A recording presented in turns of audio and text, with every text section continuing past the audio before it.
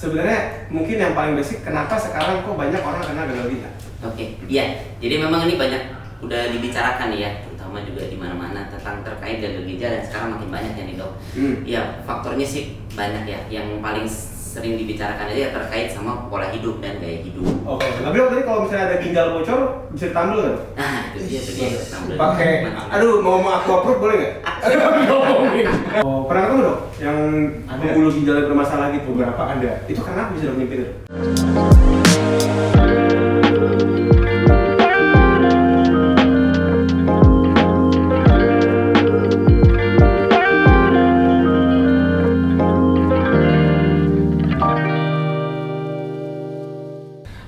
Selamat pagi, siang, sore, malam, sobat sehat semua. Ketemu lagi bareng gue, Dr. Dika di One Day Podcast. Kita bakal ngobrol asik seputar kesehatan, pasti dengan narasumber yang kece dan terpercaya. Tajidor beneran. Tajidor beneran. Ini kan meja tajidor, sebelah mata tajidornya. Tapi hari ini sangat happy sekali karena saya nggak cuma satu narasumber, saya punya dua narasumber. Ada Dr. Jeremia dan Dr. Fajar. Lebih seru lagi karena hari ini kita merayakan WKD. Apa itu WKD, Pepeng? Nah, WKD waktu kita. Aduh, rasanya bukan WK ya. Tapi ini adalah World Kidney Day. Oh iya. Kita merayakan hari ginjal sedunia. Di ginjal pun dirayakan. Ginjal aja ulang tahun. Oke, Dokter Jeremia sama Dokter Fajar. Apa kabar Dokter Jeremia dulu? Baik, luar biasa. Alhamdulillah. Dokter Fajar juga baik juga. Mungkin boleh kenal dulu sama sobat sehat semua di rumah. Dokter Jeremia dulu. Ya, halo semuanya. Saya Dr. Jeremia Siregar. Saya spesialis penyakit dalam dan spesialis ginjal hipertensi. Enggak, berarti kalau ahli ginjal tuh sekolah lagi gitu ya? Iya, sekolah lagi. Jadi penyakit dalam dulu, terus habis itu ngambil sup lagi. Oh iya, hobi sekolah itu gitu. Dokter Hobi yang sekolah. Tuan di sekolah kita mah. Iya. Dokter Fajar, monggo dok. Nama saya Fajar, spesialis bedah, subspesialis bedah vaskular dan endovaskular. Tapi gampangnya dipanggil subspesialis bedah vaskular. Bedah vaskular. Sama hobi sekolah, berarti bedah umum dulu. Sama. Iya kan, bedah umum. Berarti bedah umum dulu gelarnya SPBU. SPB aja. Oh, kan bedah umum. Punya SPB aja, spesialis bedah. Oh, bedah aja, spesialis bedah. Lanjut lagi ngambil. Kenapa dok pengen ngambil bedah vaskular? Itu kayaknya masih jarang nggak sih di Indonesia? Masih jarang, cuma kalau di Indonesia mungkin 140-an. 140 orang, iya, se-Indonesia Raya. Indonesia Raya. Oke, Dokter Fajar, Dokter Jeremy.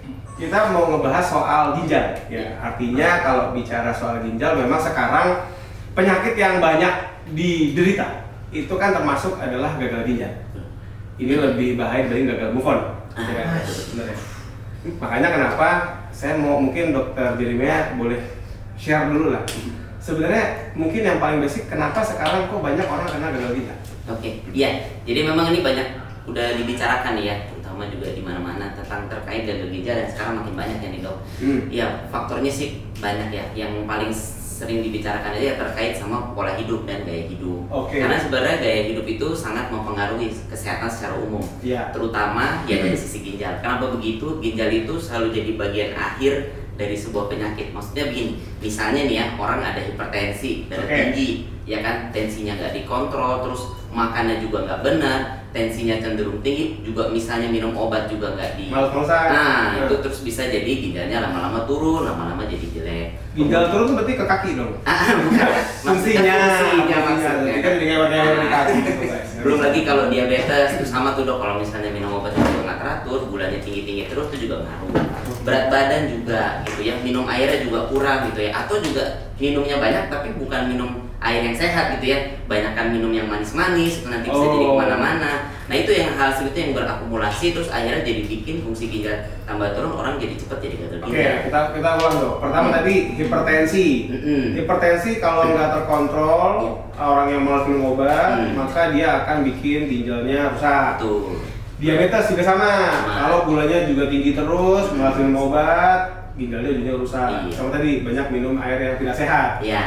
Kalau kayak ini dok, energy drink. Nah, kita kan kalau mau nguli, itu kan biasanya kan benar yang dibanting tuh gelasnya tak gitu kan. Nah, itu gimana tuh bisa bikin gagal ginjal? Iya, energy drink ini memang apa ya, kontroversial. Pada prinsipnya sih gini, kan kalau misalnya kita mau kerja biar bisa fit, maksudnya sebenarnya ada banyak hal yang bisa kita kerjakan, nggak harus minum energy drink gitu. Karena kan memang ada kandungan-kandungan yang kalau misalnya diminum nggak sesuai dengan anjuran, ya itu bisa saja dia berakumulasi di badan, terus akhirnya lama-lama ya bisa kena ginjal juga.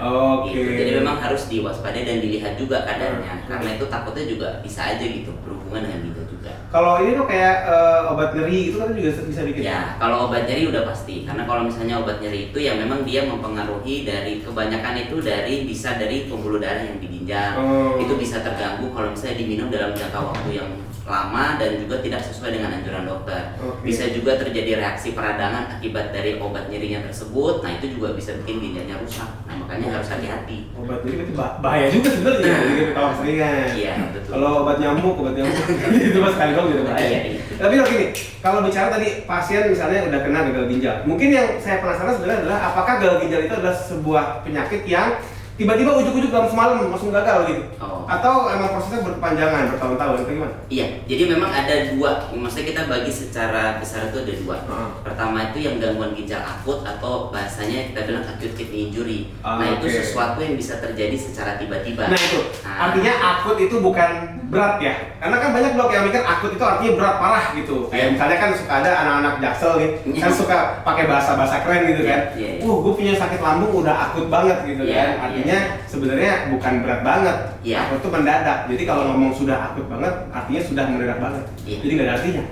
Nah, jadi kalau ngomongin akut, artinya dia dalam tiba-tiba awalnya ginjalnya dia nggak kenapa-napa, jadi kenapa-napa. Tiba-tiba jadi turun. Misalnya karena apa? Nah, itu macam salah satu tadi yang dibilang dokter tadi terkait dari obat-obatan ya. Bisa kalau misalnya minumnya nggak sesuai dengan anjuran, tahu-tahu misalnya ada gejala apa gimana, taunya sebelumnya fungsi ginjalnya baik terus tiba-tiba dia turun, nah itu kita bisa bilang gangguan ginjal akut. Atau misalnya ada kondisi penyakit yang lebih sering terjadi tuh misalnya kalau orang ada dehidrasi, ya kan misalnya dia lagi diare-diare, muntah-muntah, minumnya nggak kuat, habis itu dia kering sekali, nah itu yang sebelumnya fungsi ginjalnya bagus tiba-tiba bisa turun, itu juga bisa. Jadi mendadak itu hitungan hari itu? Dalam hitungan jam, hitungan hari ya, sampai kurang lebih sekitar 48 jam. Berarti dalam 2 hari terus parah. Nah, kalau yang satu lagi? Satu lagi itu penyakit ginjal kronik. Nah, jadi itu yang terjadi secara perlahan-lahan. Nah, itu definisinya itu lebih dari 3 bulan. Nah, itu terkait dengan gangguan dari fungsi ginjalnya. Bisa dari memang biasa nih yang diperiksakan kreatinin. Atau misalnya ada kalau orang awam bilang tuh kebocoran di ginjal. Nah, biasanya albumin gitu ya, protein itu kelihatan di kencingnya ada bocor. Nah, itu sudah berlangsung 3 bulan atau lebih. Nah, itu kita bilang ada gangguan yang kronik atau penyakit ginjal kronik. Atau misalnya dari struktur ginjalnya, misalnya kalau di WSG itu yang paling sering itu ya, ginjalnya itu jadi misalnya mulai mengecil atau ada gangguan yang menetap lebih dari 3 bulan, nah itu kita bilang dia mengalami penyakit ginjal kronik. Tapi tadi kalau misalnya ada ginjal bocor bisa ditambal kan? Nah itu dia ditambal. Pakai, mau aku approve boleh nggak? Ngomongin, jangan edit. Tapi artinya kalau bisa dibilang kalau kronis itu artinya memang dia bisa bertahun-tahun. Dari orang pertama kali kena hipertensi, terus kemudian atau diabetes deh, sampai akhirnya ginjalnya rusak itu berapa lama? Nah, jadi itu memang kalau dari penelitiannya tuh bermacam-macam ya. Tapi ini memang kalau tiap penyakit penyebabnya gagal ginjalnya itu atau penyakit ginjal kroniknya itu bervariasi. Nah, kalau rata-rata misalnya kalau pasien diabetes nih ya, yang nggak aware gitu ya dengan penyakitnya terus terjadi gangguan, biasanya bisa berlangsung misalnya diabetesnya itu terjadi lebih dari 10 tahun. Lama dong? Iya, tapi ini masalahnya nih dok, kan kita kalau di kepustakaan bilangnya 10 tahun, tapi itu kan tergantung orangnya sadarnya kapan. Ketahuan apa enggak? Nah, itu dia dok, bisa aja dia baru tahunya sekitar setahun yang lalu, ternyata udah lama berlangsung. Nah, tapi ini susahnya nih, deteksi dininya nggak ada, jadi orangnya nggak tahu udah kena diabetes, terus begitu tahu fungsi ginjalnya juga udah ikutan turun. Nah, itu yang jadi masalah dok. Begitu juga dengan hipertensi kayak gitu. Sebenarnya lama dok. Kalau hipertensi malah lebih lama. Pustakannya bilang sekitar 15 tahun. Gitu. Dan itu juga kategorinya misalnya dia benar-benar nggak terkontrol. Nah itu, sebenarnya deteksi dini atau awareness lah istilahnya itu yang memang sebenarnya lebih penting karena orangnya baru tahu nih di ujungnya ternyata ginjalnya udah mulai terganggu. Mungkin prosesnya udah lama tapi orangnya nggak tahu. Nah itu yang kadang orang nggak sadar. Karena juga mungkin budaya MCU belum jadi apa ya, budaya yang merata gitu ya. Iya. Nggak semua orang kan tensi setiap tahun gitu ya Iya. maksudnya. Betul. Terkait juga mungkin mau ke dokter Fajar juga. Ada nggak sih mungkin penyakit pembuluh darah ginjal gitu dok? Yang mungkin juga pernah ketemu gitu, let's say yang memang melibatkan vaskular juga gitu, yang bikin ginjalnya rusak. Iya, nanti namanya ya. Itu juga ada kondisi yang tersebut, tapi itu jarang. Hmm. Dan itu biasanya seringnya menyebabkan tekanan darahnya tinggi atau hipertensi. Oh. Salah satunya contohnya nih bahasanya namanya stenosis aorta renalis. Jadi pembuluh darah agak rumit ya. Tapi itu maksudnya pembuluh darahnya yang ke area ginjal itu dia sempit.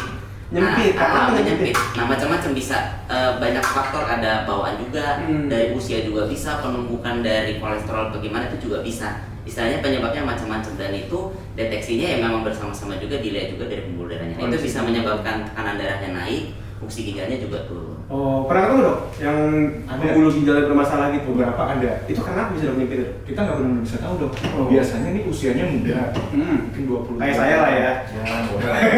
Mohon maaf, izin. Biasanya muda. Padahal kalau orang masih muda, rata-rata dia nggak hipertensi. Tapi ini misal umurnya baru 20-30 tahun, tapi tensinya tinggi banget. Loh, kok tinggi kenapa tuh gitu? Nah, penyebabnya belum tahu. Tapi udah coba untuk diobatin, bisa sampai 3 obat, tapi nggak turun-turun. 3 obat hipertensi maksudnya, tapi nggak nggak turun. turun-turun. Ini biasanya usia muda, kemudian sudah diobati terapi yang multiple, obatnya banyak, tapi nggak turun-turun. Tidak ada penyebab lain, makanya kita curiganya mengarah ke renal artery stenosis namanya. Oke. Pembuluh darah yang Ribet ya namanya. ya sedikit ribet. Iya. Pembuluh darah yang arahnya ke ginjal, mensuplai ginjal itu kecil. Jadi tubuh tuh seakan-akan pengen bilang, ginjal lu kurang darah, naikin tensinya. Jadi tensinya dinaikin terus. Oh, karena darahnya emang sedikit yang ke situ karena kecil. Kan kenapa bisa kecil dok? Apakah dari lahir emang udah kecil? Bisa jadi ada beberapa penyebab. Itu nanti akan dievaluasi lebih lanjut. Tapi terapinya gimana? Kalau betul masalahnya hanya itu aja, saya lebarin dok. Pakai apa dok lebarin ini? Kerjaan beravaskular tuh biasanya ngelebarin pakai balon, bukan ditiup sih di. Bukan balon ulang tahun tuh beda ya? Beda. Bukan balon ulang tahun. Jadi yang nyempit itu kita masukin balon, kita lebarin sampai diameternya 5 sampai 7 mm. 5 mm standar. Oke. Kecil sih, cuma kalau nggak di balon biasanya nggak nyembuh. Terus setelah di balon kita pasang ring, stent kayak di ring jantung. Kayak jantung. Betul, persisan. Oh, oke. Jadi supaya darahnya lancar gitu. Akhirnya kan darahnya banyak lagi, tensinya turun. Seru juga ya. Itu berarti bisa pasang apa? Pasang ring juga gitu ya? Pasang ring, gitu. betul. Ringnya ring basket atau ring apa? Bukan, kegedean, ring basket kegedean. Ring tinju juga bisa, itu lebih gede lagi. Oke, balik lagi ke kejadian ini. Dok, kalau yaudah, akhirnya udah diagnosis gagal ginjal nih, gitu kan. Udah berat apalagi. Ya. Apakah semuanya harus cuci darah? Oke, nah jadi kita harus bedakan dulu nih. Jadi kalau dulu kan semua kita bilang tuh gagal ginjal. Nah sebenarnya sekarang ini tren yang sini yang kita dibilang gagal ginjal itu kalau misalnya seseorang tersebut sudah mengalami kondisi kalau dari penyakit ginjal kronik ya itu udah di stadium 5 karena kan ada 5 stadium tuh ya. Nah sampai di stadium 5 dan di memang ujung, di ujung dan secara kondisi misalnya dia memang sudah makannya sudah kurang ya karena mungkin racun-racun yang menumpuk di tubuh itu sudah banyak, kencingnya juga sudah mulai berkurang ya, belum lagi mungkin bisa ada gatal-gatal ya. Itu gejala ya, gagal ginjal ya. Betul. Nah itu kondisi-kondisi tersebut yang memang sebenarnya memerlukan terapi pengganti ginjal yang biasanya orang tahu tuh dialisis atau cuci darah. Tapi itu memang yang di situ. Kalau memang yang di kondisi yang sebelum-sebelumnya kita masih bilangnya tuh misalnya ada gangguan ginjal akut ataupun penyakit ginjal kronik, nggak semuanya itu mesti dicuci darah. Pada prinsipnya kan kita menata laksana penyebab dari penyakit yang menyebabkan kondisi tersebut. Faktor risikonya lah. Betul, faktor risikonya. Kalau itu sudah bisa diobati dan fungsi ginjalnya bisa stabil atau malah membaik, nah itu yang kita pertahankan. Jadi nggak semuanya itu harus kita cuci darah. Oke, tapi gini loh, ada yang bilang katanya kalau udah cuci darah sekali, mesti cuci darah terus-terusan. Iya. Nah, itu enggak dong? Nah, itu memang itu juga kembali lagi terkait sama penyakitnya. Kalau ada misalnya nih kita nemukannya, tentunya dokter yang menganalisis dan memang ditemukan ada gangguan ginjal akut. Pada saat itu kondisi ginjalnya sangat berat sehingga harus dibantu. Iya. Nah, itu memang kita memerlukan dialisis atau cuci darah. Nah, pada saat itu dilihat apakah kondisi penyakit yang menyebabkan hal tersebut bisa diatasi. Nah, kalau misalnya bisa diatasi, memang ada kemungkinan ginjalnya itu bisa membaik sehingga nanti suatu saat dia tidak membutuhkan cuci darah. Oke. Nah itu jadi kita harus bisa membedakan gitu ya dokter tentunya antara akut ataupun kronik. Nah beda memang kalau kondisinya sudah kronik, udah di ujung, udah nggak bisa diapa-apain, ya mau nggak mau setelah itu dia harus menjalani cuci darah seumur hidup. Oke, jadi kalau misalnya ini ginjal masih bisa balik normal, ya nggak akan seumur hidup harusnya. Betul. Tapi kalau memang ginjal udah saking rusaknya, saking kronisnya dia udah nggak mungkin balik, Ya. mau nggak mau ya udah ginjal seumur hidup Ya. gitu. Ya. Tapi gitu, mungkin juga saya pernah lihat nih ya, mungkin nanti tim produksi juga bisa bantu ya. Saya pernah lihat ada komunitas anti cuci darah. Oh, Gitu. iya. Iya benar, jadi dia nggak mau cuci darah gitu. Bener. Kalau anti cuci uang kan bagus ya. Laundry itu bagus. Tapi kalau anti cuci darah kan sebenarnya bahaya dan banyak tuh di video-video dok di medsos ya Dr. Fajar. Jadi dalam kondisi mereka udah abu-abu, kulitnya udah buncit karena Iya. cairannya kan keluar ya Iya, kalau iya. orang ginjal. Tapi ya itu akhirnya di toto, Iya. kemudian atau ada juga yang di siram-siram, nggak tahu tuh pakai siraman rohani apa gimana nggak tahu lah. Tapi yang pasti ini bahaya dong nanti kalau gitu. Iya tentunya itu bahaya, makanya memang hal yang sulit sekali. Saya juga sebagai dokter yang udah spesial ginjal hipertensi juga kepengennya tuh ngasih tahu gitu ke masyarakat. Karena begini, itu kan ya di Indonesia ini masih suka terjadi stigma gitu. Maksudnya orang tuh kalau misalnya cuci darah udah di ujung, kalau cuci darah ujung-ujungnya mati. Itu makanya yang suka buat orang itu jadi ragu-ragu untuk menjalani cuci darah. Beberapa pasien saya juga begitu. Nah, terus ada yang akhirnya bisa kita edukasi, kita kasih motivasi, kemudian akhirnya dia mau, dan setelah cuci darah buktinya baik-baik aja, malah kondisinya jadi membaik. Yang tadinya nggak mau makan jadi mau makan, berat badannya yang tadinya ya bukan turun sih, maksudnya dia stagnan karena kan bengkak ya. Nah tapi maksudnya setelah itu makannya mau, beratnya jadi bertambah ya karena memang kondisinya jadi membaik, tensinya juga bisa jadi baik. Nah itu yang sebenarnya tuh yang kita inginkan seperti itu. Nah yang orang-orang yang seperti ini gitu, maksud saya yang secara dasar ilmiahnya itu nggak bener apa enggak. Nah justru itu yang nanti membuat orang itu jadi ya meragukan, setelah itu jadi nggak mau. Nanti begitu kondisinya sudah jelek sekali, akhirnya baru datang ke dokter. Udah bingung dokternya. Iya, saya juga bingung. Ngapain ini? Mau diginin nggak bisa, digituin nggak Ya. bisa, cuci darahnya jadi makin berisiko. Gitu. Nah itu yang jadi sulit gitu. Akhirnya paling kita mungkin doa dok ya, berdoa bersama-sama aja udah nggak bisa apa-ngapain lagi soalnya. Iya makanya. Tapi artinya gini dok, tadi saya tertarik dengan yang terbilang terkait soal begitu cuci darah udah meninggal gitu. Nah Iya. dokter punya pasien rata-rata bisa bertahan berapa lama dengan mau cuci darah? Oh ini memang bervariasi, tapi makanya ini pentingnya edukasi daerah. Karena kalau misalnya kita istilahnya ya menemukan pasiennya misalnya memang sudah memerlukan cuci darah, tapi kondisinya masih baik, semuanya masih oke gitu ya. Orang-orang yang seperti ini justru maksudnya istilah kita bilangnya prognosis ya, maksudnya untuk cuci darahnya sebenarnya baik gitu. Maksudnya istilahnya itu kan diganti saja fungsi ginjalnya. Iya. Setelah itu yang lainnya bisa berjalan dengan baik, orang tuh bisa 5 tahun, 10 tahun, malah saya ada pasien juga bisa sampai 20 tahun dan biasa-biasa saja. Udah akrab banget pasti itu ya. Betul, itu dia makanya. Jadi ya memang itu tergantung gitu. Makanya yang kita inginkan tuh ketemu pasien yang memang ya secara kondisi memerlukan terapi pengganti ginjal atau cuci darah, itu dalam kondisi yang seperti itu. Justru yang kayak begitu-begitu yang baik gitu. Kita happy karena artinya kita benar-benar bikin dia masih bisa kerja lagi gitu. betul. Coba gitu dok, bayangin 5 tahun, 10 tahun, bahkan 20 tahun tadi tiap hari atau bisa berarti seminggu berapa kali? Seminggu tergantung, ada yang 2 kali seminggu, ada yang 3 kali seminggu. Oke, 2 atau 3 kali seminggu itu Iya. mesti bolak-balik cuci darah. Iya. Itu mungkin biar sobat saya juga ada bayangan. Iya. Itu sebenarnya gimana prosedur cuci darah itu? Oke. Pakai deterjen apa? Mungkin nggak pakai. Iya, pakai deterjen. Nggak pakai. Gimana tuh diapain orangnya? Jadi begini, tentunya kan kerjasama dengan dokter Fajar juga. Nah. Nah, jadi terkait yang penting itu pasiennya kan mau dulu nih ya, Ya. tanda tangan semua. Mau deh. Nanti setelah itu kan dipasangin alat akses. Nah, aksesnya ini tergantung dari kesiapan atau kondisi pasien memerlukan segera atau enggak. Oke. Kalau misalnya saat itu memerlukan, misalnya kondisinya udah ya menurun apa gimana, harus segera cuci darah, ya bisa dipasangin alat yang namanya CDL atau kateter double lumen. Apa tuh CDL? Jadi kayak kita bilangnya kayak infus gitu, tapi posisinya di sini ataupun di sini tergantung, itu agak besar, beda sama infus yang biasa. Nah itu tujuannya untuk mengalirkan darah dan membuat proses cuci darah itu. Jadi setelah itu ada aksesnya, dipasangin selang, dimasukin ke mesin. Oke, karena tujuannya adalah sebenarnya dengan cuci darah itu si darah pasiennya dikeluarin, Ya. terus dicuci tanda kutip oleh ginjal buatan lah gitu ya, Iya, di mesin betul. itu. Iya, ada mesin. Dibalikin lagi. Iya. Karena kalau nggak dibalikin lagi lemes deh. Iya. Darah darah gua nih. Nah, tapi berarti kan artinya kan dia bolak-balik mesti tusuk terus dong, tusuk lagi. Ya, nah kalau sudah dipasang, misal kondisinya sudah baik, nah setelah itu dipasang akses yang permanen gitu. Nah itu yang dibilang sebagai apesian atau istilahnya nih yang namanya saya bilang nama orang ya, itu simino. Nah itu dipasang. Nah ini biasanya dokter bedah vaskular nih. Nah dokter bedah nih. Ya. Tadi ya simino. Ya jadi simino ini dia sebenarnya adalah suatu tindakan oke. Untuk apa?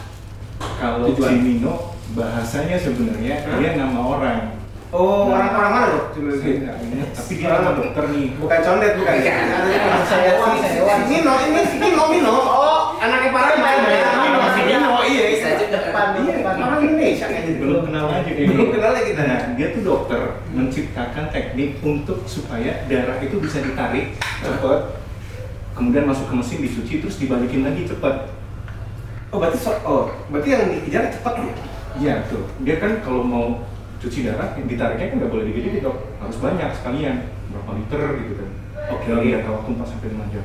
Nah, untuk membuat darahnya bisa ditarik dan dikembalikan lagi dengan durasi yang cepat, itu pembuluh darahnya harus deras.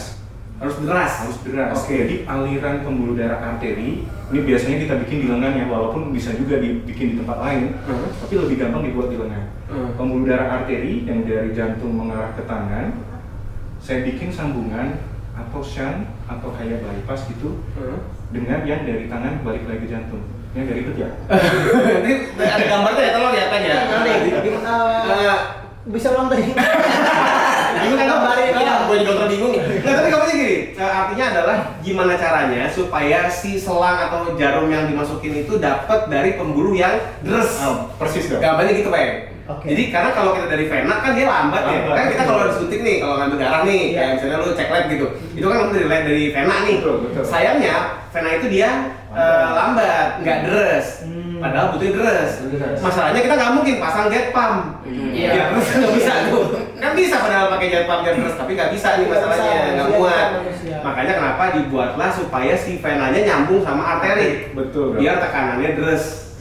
Nah, Simino itu tekniknya. teknik simino Biasanya dipakai di lengan bawah.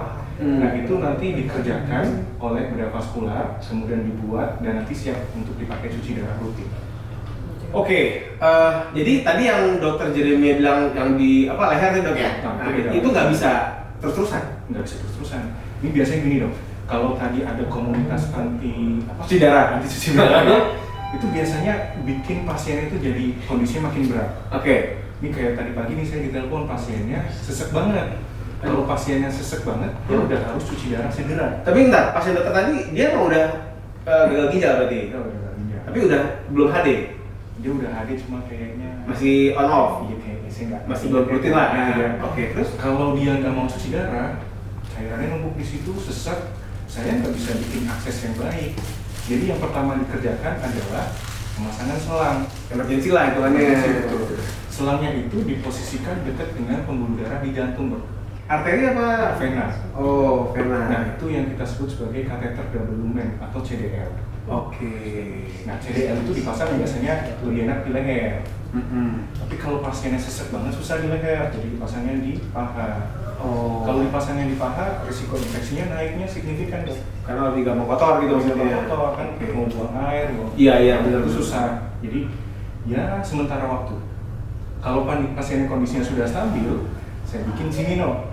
Ya tadi tuh yang soal bikin deres. Karena kalau pasang CDL itu, kalau lama-lama dia gumpal, pembuluh darahnya nyempit, dan pasiennya juga nggak nyaman. Mau yang di paha yang mau di leher sama tuh? Betul sama. Kan mau mandi susah. Kalau Iya. kena hujan susah, hujan-hujanan nggak bisa. Oh iya, tayamum betul biar nggak perlu mandi. Oh nggak bisa. Tapi artinya gini, kalau kita bicara dari segi apa namanya tadi yang CDL ya, itu bisa bertahan berapa hari dengan dipasang atau berapa kali HD sampai akhirnya kepasang simino gitu maksudnya gue. Jadi CDL dok, satu yang sementara waktu. Oke, CDL temporer namanya. Itu idealnya cuma dipakai 14 hari, 2 minggu. 2 minggu, tidak keluar dari rumah sakit. Oh nginep, Ya. staycation. Kalau pasiennya nggak stabil, jadi saya pasang itu. Oke. Kalau lebih dari 2 minggu gimana? Atau kalau keluar dari rumah sakit gimana? Risiko infeksinya naik banget. Oh, ya, Karena oke. keluar pasang infus dok. Tapi infusnya gede di Terus? pembuluh darah yang Hmm. gede banget sampai ke pembuluh darah ke jantung, itu risiko infeksinya besar. Bentar dok, ini berarti selain ngewer-ngewer gitu tuh? Di dalam, tapi yang di luarnya iya kelihatan. Ada berapa senti? Bisa sekitar 5-7 cm. Lumayan banget, kayak ya, antena gitu. Ya jenisnya macam-macam tapi rata-rata bentuknya kayak antena gitu. Bisa nangkap sinyal radio? Kayak antena gitu. Tapi artinya memang nggak praktis dong berarti dong. Kalau harus tanda kutip dari situ terus itu berarti nggak praktis ya? Enggak enak sama sekali dia pakai itu. Oke, makanya dibuatkan yang gampang sih Nino. Tuh. Tapi gini dok, ada nggak yang nolak nggak mau dibikin sini dok? Udah deh pakai selang aja dah gitu. Ya kalau selangnya biasanya dia pinginnya yang semi permanen atau bisa lebih lama. Kayak rumah ya di situ. Itu gimana bentuknya? Bentuknya sama tapi dia keluarnya ke dada biasanya, ada tunnel, dia masuk ke dalam kulit. Oke. Jadi dari luar nggak kelihatan biasanya dok. Saya masukin dari leher, tapi keluarnya di dada. Jadi kalau pakai kaos ini kayak saya pakai sekarang nanti nggak kelihatan. Oh, oke. Ada selang nih kalau dibuka kaosnya di situ. Iya. Itu bisa bertahan kira-kira 1 tahunan lebih. 1 tahun. 1 tahunan. Oh. Tapi tetap aja kalau mau mandi susah. Mandi susah, mau hujan-hujanan nggak bisa, mau renang juga nggak bisa. Oke. Karena apa? Karena dia nggak kedap gitu dok. Dia nggak boleh lembab, gampang kena infeksi kalau lembab. Oh, masalahnya di infeksinya. Betul. Oh, padahal kalau kita pakai Cimino nggak ada alat sama sekali. Nggak ada alat, nggak takut infeksi. Betul. Oke. Jadi karena pembuluh darah sendiri semuanya ada di dalam kulit, risiko infeksinya rendah. Pasien mau mandi, mau aktivitas bebas. Cuma nggak enaknya karena kalau pakai Cimino, pasien tuh merasa, dok saya sakit kalau ditusuk setiap kali cuci darah. Iya, dia kan dia mesti masuk lagi. Betul. Itu tetap berasa kan? Tetap berasa. Oke. Ada sih caranya, kita kasih krim obat bius itu dioleskan di tempat tusukan sebelum ditusuk untuk cuci darah. Kira-kira setengah jam sampai 1 jam. Itu biasanya nggak sakit.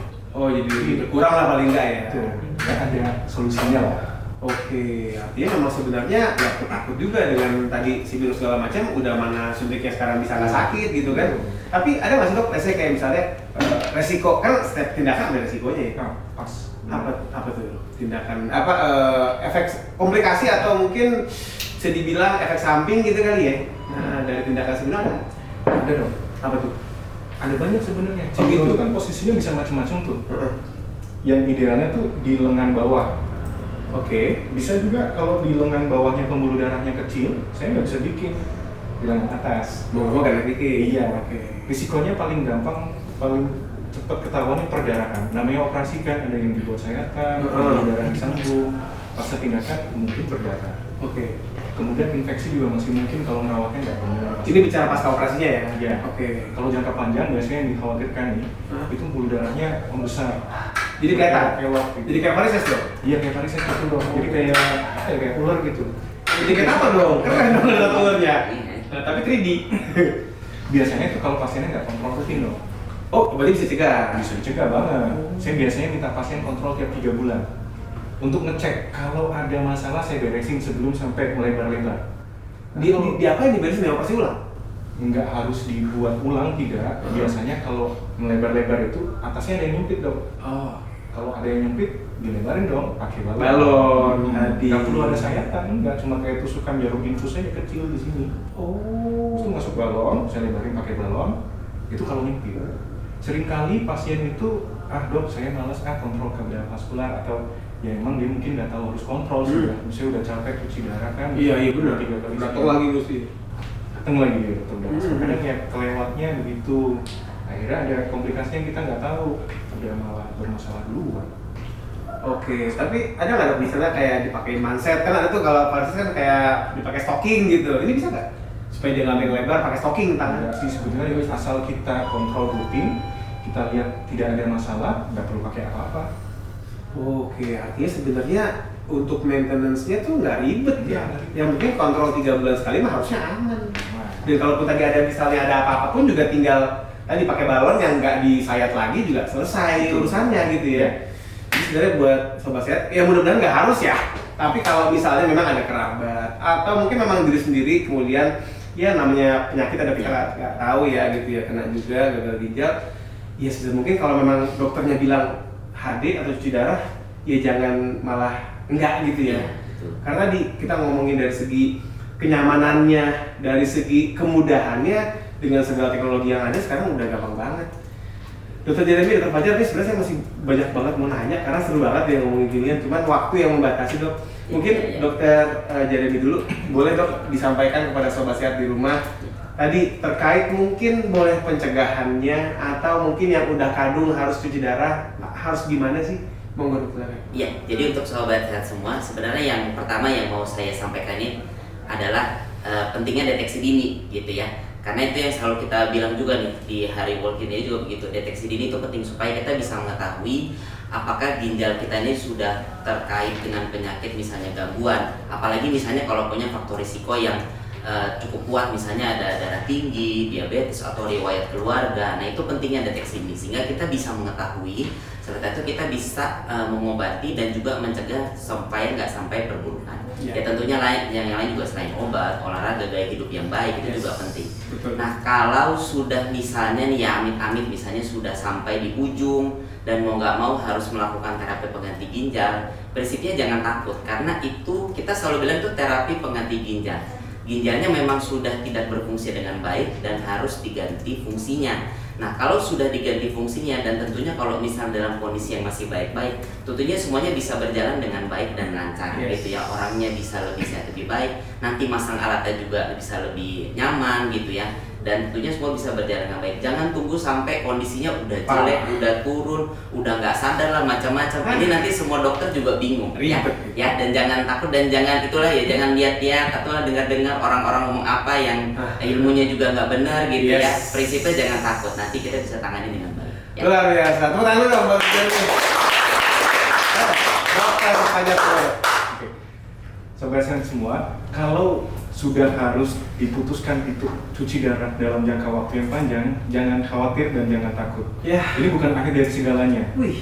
Kita bisa jalani bersama, terutama dengan akses cuci darah yang baik. Kalau kita sudah siapkan akses cuci darahnya dalam jangka waktu panjang, aktivitas juga tidak akan terganggu. Beda dengan kalau kita tidak siapkan dari awal. Kalau ternyata ada masalah, kita bisa bereskan. Jadi, sobat sehat semua atau keluarga yang sudah harus cuci darah itu bisa beraktivitas dengan baik, tidak ada masalah dan kualitas hidupnya tetap akan terjamin dengan baik. Keren banget. Ini luar biasa ya. Jadi sekali lagi terima kasih banyak Dokter Jeremia, Dokter Fajar juga terima kasih banyak dan juga pastinya sobat sehat terima kasih telah bersama kami. Jangan lupa saksikan terus episode-episode dari One Day ya di YouTube kita di Wanjek TV dan juga pastinya jangan lupa follow Instagram kita di wanjek.indonesia dan jangan lupa ya di World Kidney Day ini saya mau ngingetin jaga ginjal kita karena ginjal kita nggak ada spare partnya, nggak bisa diganti, jadi harus lifestyle yang sehat. Asik, asik. Sampai ketemu lagi, dadah.